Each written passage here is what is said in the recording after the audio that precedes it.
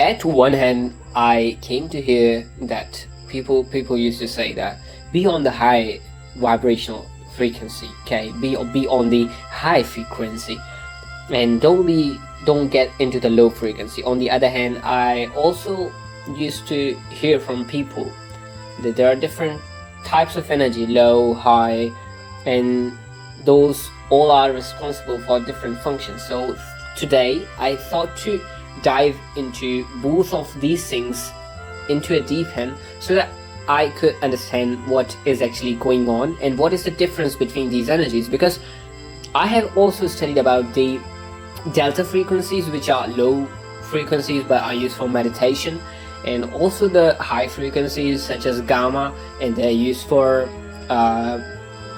concentration and more of the cognitive tasks. Okay, so I was searching about this, so I did some research and I get to find out that there are two different frequencies that we are talking about. Number one is a spiritual frequency. It's like when people talk about raising your frequency, it is always in the spiritual sense, okay? And they usually mean aligning yourself with positive, okay? Or we say the high vibrational energy. And this can be said the love, the peace, more of enlightenment, or the connection to God itself. Okay, so when we say about raising your frequency, it is meaning that we are talking about the feeling, okay, the spiritual frequency. And in this context, high frequency is associated with positive states of being, like kindness, compassion, and peace and love. On the other hand, low frequencies in this sense, in this spiritual frequency or sense, is linked to feeling that are more like fear, anger, sadness, and negativity. So I concluded that low frequencies are the emotions, okay? Basically, these are the emotions or the thought patterns that keep you stuck in negative states. Okay, so on one side, all of these high, like raise your frequency high or don't get on low frequency, this is all about the emotional state.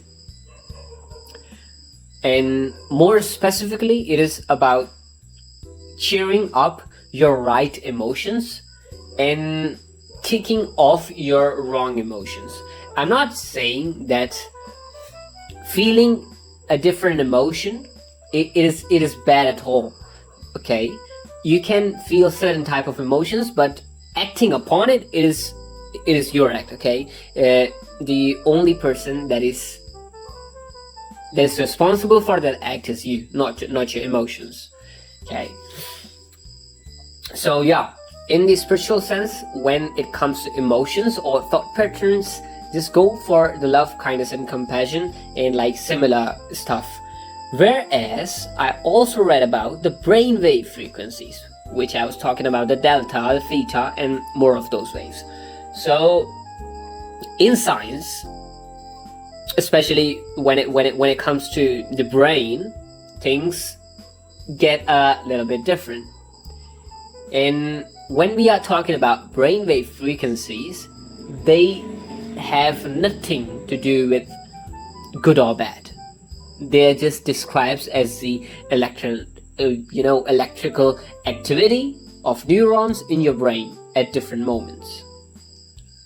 It is triggering certain type of chemicals inside the brain. So by default, nothing is good or bad.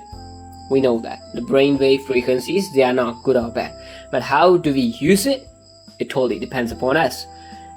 And there are some types of brainwave frequencies that I have studied that I would like to share it with you. Is that number one, it comes to delta waves. These are the lowest waves, and more importantly, you experience them during your sleep. Okay, when you're sleeping in a deep sleep, when we say sleep like a child, when you're sleeping like a child. So these are important for rest, for healing. So we want them when we need deep recovery. Okay, especially you have witnessed those kind of energies when you have a hectic day, when you have done a physical labor too much of in that day, and when you sleep, you feel like you're in a deep sleep. Even the people come and try to wake you up, they are not able to, and you don't even remember that. Afterwards, we see the theta waves. These waves are associated with the light sleep, okay, the light kind of sleep, daydreaming, or deep meditation, especially in the state of meditation when you do that. Okay, so these are linked to more of the creativity and relaxation and intuitive thoughts. So we can say that these theta waves are good for meditation and creativity. Then comes the alpha waves and beta and gamma. Okay, so alpha waves are, they are present when we are in relaxed state, but alert state. Okay, so it is like when you wake up in the morning, those are the alpha state. You are in the alpha state. You are relaxed, but you are a bit alert, but you are not overly stressed over something. Okay, if you remember the time when a day, if you do not have phone with you, you sleep, and when you wake up and you're just lying down on the bed and you're staring at the ceiling, you're aware of the things, you're awake, you're alert, but you're not overly stressed. Those are the alpha waves, and they are great for creative thinking, as you know that those times, like after you wake up, if you're not using the phone especially, and before you sleep, and prior to bed you don't use the phone as well, you will see yourself in a state where you are actually answering the questions that you are thinking about in the day. Okay, so yeah, they are great for creative thinking, not too intense one. Okay, we don't have to go for a stressed situation, so we can do some creative but light thinking. And it is like when you are in a flow state, okay, but more of like it is a calm one. Okay, calm. Then comes the beta waves. These are associated with active thinking and problem solving, and more on the side of the continuous or the repetitive task we do. So when you are focusing hard on some tasks, or when you're doing study, when you're working, okay, these waves are active.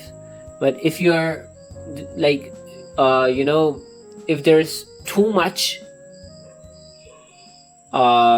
beta activity, it can lead to a stress or feeling overwhelmed, and that's what we witness, like in the schools, in the universities, in the job. When we try to study more than 15 minutes, a period or a class is of 40 to 50 minutes, right? So if we try to study more than that, we're a kind of stressed, and we feel overwhelmed, and we just want to change the things. So yeah, that's how the beta waves are. And then comes the highest ones, the gamma rays, and these are the fastest brain waves, okay, associated with high level cognitive functions like learning, memory, perception, and people in high states of focus. They are like intensely focused, or you know those kind of people whom even when you're talking to, they're not even listening to you. Okay, they are just doing their random stuff. They are like not the random stuff. Sorry, I mean that they are focusing on something, and you're sitting there. You're talking to them. Maybe a guy playing PS5. Okay, yeah, those are the gamma waves. Okay, so those are the brain waves. Okay, so if we see what's low and what's high, we see that when people talk about low frequency, in a spiritual sense, it is like getting yourself off from despair or negativity. They're referring to the low emotional states, okay? In this case, low means bad vibes, simply. Something that is harming your spirituality. But when it comes to brain waves, low frequencies like theta or delta are not bad. In fact, no frequency is bad at all.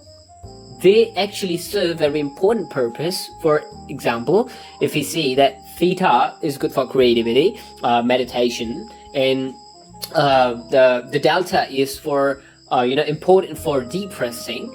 So they all have their own functions, right? And high frequencies like gamma can be great when you want to be focused, when you want to be learning or have mental clarity. So the things that you should be focusing on, if you are talking about spiritual energy, you want to focus on high vibrational feelings. That is love, peace, and kindness, most importantly, and enlightenment. Okay, you have to position yourself as a provider. Whereas if you're talking about brain waves, we want to tap into the right waves for what we are trying to do. Okay, for creativity, we might want to explore the theta and alpha ranges, and for learning and defocus, we'd be aiming for gamma or beta. Okay, one of the good examples I would like to give is that whenever I wake up in the morning, I don't get to direct straight stressed working. Okay, what I do is that I wake up and I do a bit of meditation so that I slowly transition myself from the theta to alpha waves, and then I start my routine with the slow and light creative works, and then I get into the flow state. And that's how I make sure that I be in the alpha state, not the beta state, because I have to be creative, okay? For working for outrage, for myself, everything. I have to be creative more than the beta, because beta is like for my second or third work session where I'm doing the creative stuff. But on the first work session, I have to be creative because my tasks are aligned, so yeah, that's it in simple terms. If you want to conclude all of that, low frequencies means low emotions in the spirituality, okay, negative emotions in the spirituality, and rest in brainwaves. Whereas high frequency is positive emotions in the spirituality, obviously, and on the other hand, focused and learning in brainwaves. That's it. I just want to share that to all of you, and I hope that you have a clear concept of that. Bye bye.